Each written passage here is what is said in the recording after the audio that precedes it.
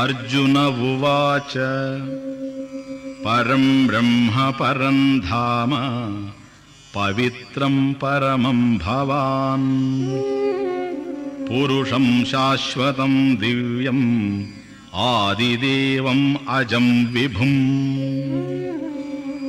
ఆహుస్త్వాం ఋషయః survey దేవర్షిర్నారదస్తథా అసితో దేవలో వ్యాసః స్వయం చైవ బ్రవీషి మే. అర్జునుడు పలికెను,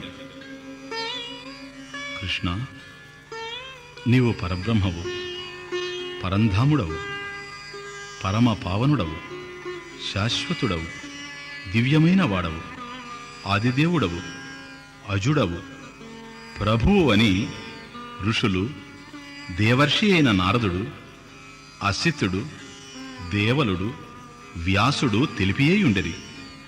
నీవును అట్లే చెప్పుచుంటివి.